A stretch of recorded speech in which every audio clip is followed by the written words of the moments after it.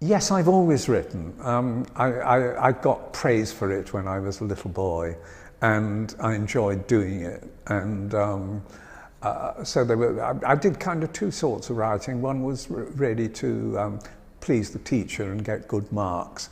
And I also used to make up rude rhymes and things to amuse my friends and gain sort of cachet in the gang. Yeah, it's difficult to say. For quite a long time, I was a teacher and a writer in my spare time. I guess secretly, I always thought I was a writer, but I was a writer who had to do other things to make a living. I guess you could say my first break was when I sold my first radio play, which was very much based on my own experience. It was based on the experience of doing school practice at Pangham Grammar School in Wales, and it was put on by the Welsh Radio. Don't be afraid to put yourself into it. For me, it's all about the characters, and an important point is deciding whose story this is and who are we going to make the audience crazy about.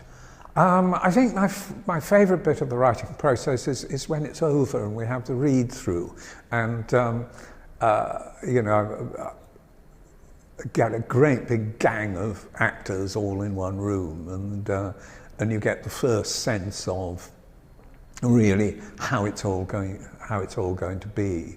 And there are good moments all the way through, really, when I write something that makes me laugh or moves me, and I think, oh, that's good.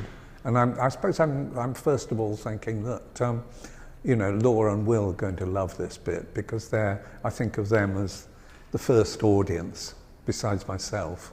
Laura and Will are the script editors, so they're the first people to see my work.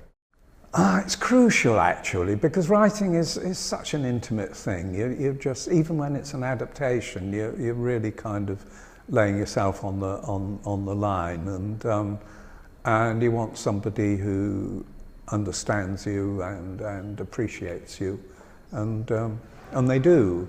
I don't know. I mean, some of Robert McKee's dictums are pretty good. Like, never take the resolution out of the hands of the protagonist is a good one, and that one about if you're going to have sex in it, put it right on the spine of the story.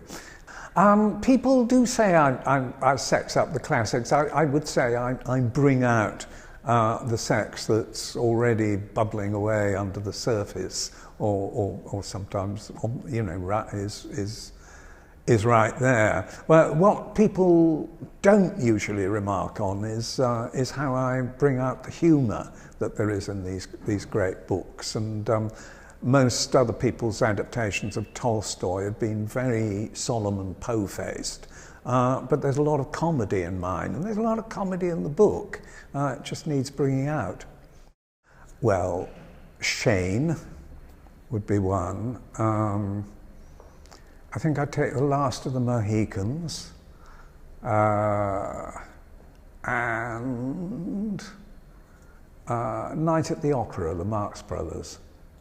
Shane and Night at the Opera were two movies I saw when I was about 18, that sort of age when you start first getting your adult taste, as it were.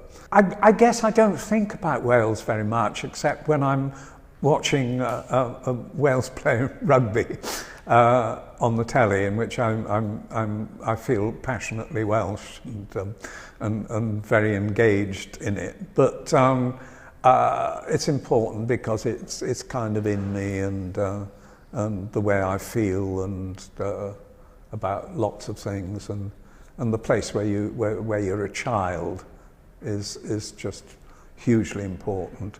And I just like coming back here.